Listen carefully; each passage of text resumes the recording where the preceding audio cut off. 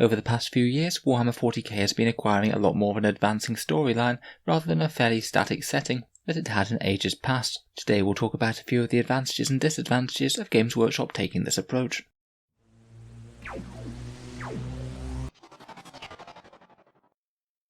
Hello and welcome back to Auspex Tactics for another discussion corner type episode, this time focusing on the lore and narrative of the 40k setting.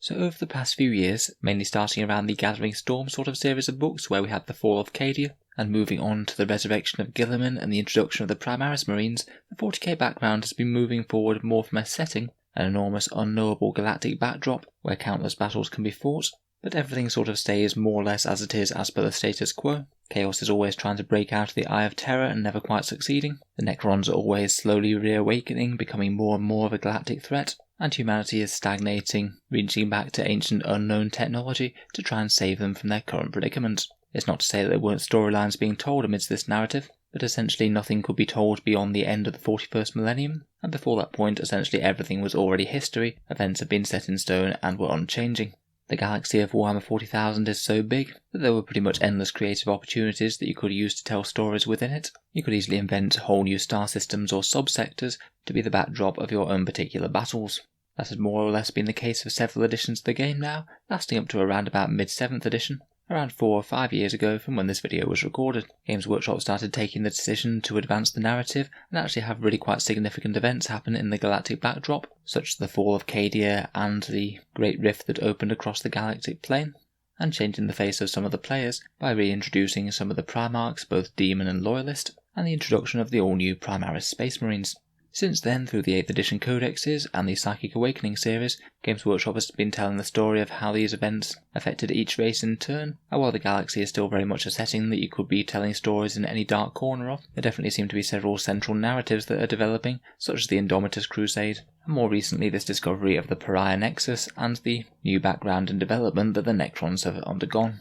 I think Games Workshop's dilemma is that they want to create meaningful plot arcs without trampling too hard on the background of ages past, and without destroying one faction or army, as this would understandably lead to some very bad feeling, as with squats. I think that going with this approach does objectively have some positives and negatives to it, which I've had a bit of a think about and tried to lay out a bit more formally. I'm not necessarily trying to say whether or not it's a good or bad thing. Of course everyone will have their own opinions. I know plenty of people have very strong opinions of the return of Guilliman and the introduction of the Primaris in particular. I think by taking this approach they definitely have some trade-offs where they get some benefits, but get some negatives as well.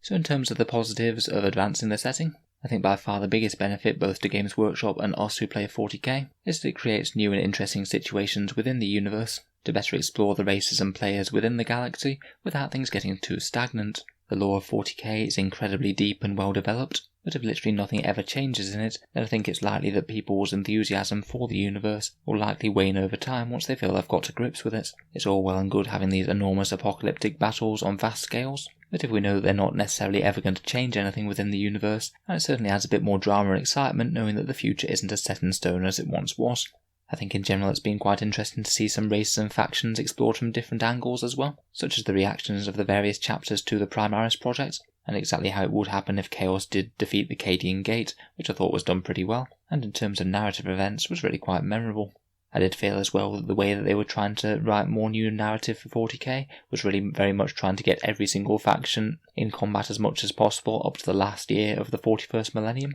as because they had the arbitrary barrier of never going beyond that, they had to condense wars and conflicts into ever smaller timescales, which was starting to get a little bit silly. In addition, with an advancing story, I think it's a little bit easier to justify the creation of genuinely new units and other additions to the game, particularly for the Imperium, as whenever they'd released a new unit for the Imperium or the Space Marines, in general they'd say, oh yes, we've just discovered a new STC on this backward world, so now we can add this shiny new tank to your armories again. Or go the other way entirely, where just saying, yes, it's been around all along since the days of the Horus Heresy, you just haven't noticed up till now. I do think that they have the potential to pay quite a few prices on quite a few fronts though for this expanding setting, by having returning Primarchs running around on many of the battlefields. It does slightly cheapen their mythological type nature, as before they were very much the fallen demigods of the 41st millennium, referred to only in legend and not appearing on your tabletop, where now literally anyone who's brand new to the hobby can be plonking down Rabute Guilliman on the tabletop and potentially having him gone straight off the table, in a way that kind of cheapens his character a bit. One fairly big narrative grating point is that technological developments have been pretty much stagnated in the Imperium for ages now. So now just having Belisarius Cawl come along and basically redo entire armies of Primaris Marines and upgun all of their weapons in a very short space of time just seems a little bit jarring, despite the in-universe justification that they've had for it with his sanction from Rabute Guilliman. In particular, a lot of people weren't very happy with standard Space Marines just being upgraded to Primaris Marines, with all of the Emperor's work just being slightly improved upon by some random tech priest. I do know that technically he did use the Emperor's own work in the upgradation to the Primaris Marines, but it still kind of shows that the regular Space Marines weren't exactly the pinnacle of creation anymore, and now times have moved on. By having more climactic huge battles, Games Workshop kind of had choices to make with any of the characters that are put into these conflicts. If everyone winds up having massive duels against each other, and then no one winds up dying at all, it can just be a little bit unconvincing. It feels very much cowboys and Indians when everyone has a big duel against each other, maybe a few people get injured, and then all the important people get back up via plot armor. But on the other hand, if they do kill off characters, then people who own them in-game and want to field them in the current setting are going to understandably be a little bit annoyed. They haven't gone this way with too many characters so far, but people like Colour Sergeant Kell dying in the Fall of Cadia could certainly be a bit sad for people who own the miniature, and also kind of removes one of Imperial Guard's most iconic characters from the setting.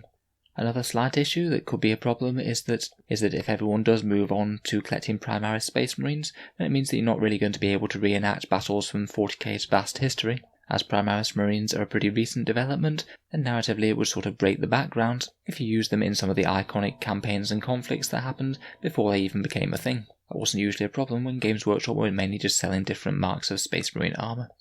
Again, similar to character casualties, you can also have setting casualties, such as Cadia and the Eye of Terror, which were very much iconic settings within the 41st millennium, now both of which are pretty much gone. Cadia is pretty much rubble, and the Eye of Terror has sort of gone walkabout a bit, now busy splitting the Imperium in half. I do quite like the background they've done with the Cicatrix Maledictum splitting the Imperium in two and creating massive problems on that scale, but whenever they make huge changes to the setting like this, there is the risk that it might not be very well received.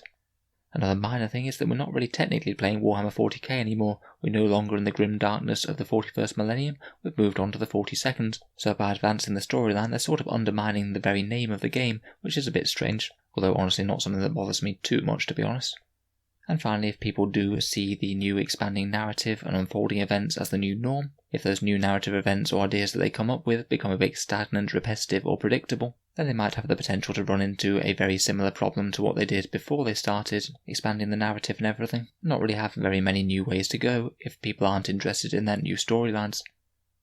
So overall, I think that some people will really like the advancing storyline of 40k, some people will very much really hate it for one or more of the problems that I've discussed. Overall, I can see why Games Workshop has gone that way to prevent the steady decline of their game that they saw with Warhammer Fantasy, and when they jump-started it to Age of Sigmar, it triggered a lot of interest and brought a lot of new players to the game. This so far seems to be directly echoed in Warhammer 40k 8th edition and soon to be 9th, and for better or worse, while things seem to be on the upward like this, I don't think they're likely to change course anytime soon. I'd be really interested to hear what you guys think down in the comments below. I definitely feel like this is an issue that everyone has their own insights to, so please feel free to let us know what you think. If you've enjoyed the video, then feel free to subscribe to Auspex Tactics. We do generally have more videos of a tactics and strategy sort of nature on the channel, but I do like to go and do some other discussion topics as well.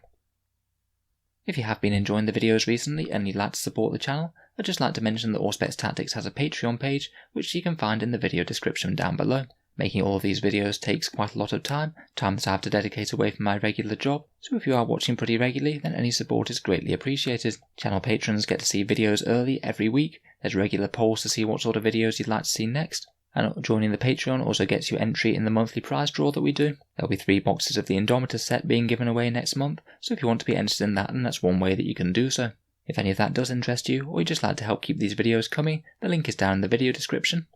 But in any case, a massive thank you for listening, and I'll hope to see you guys next time.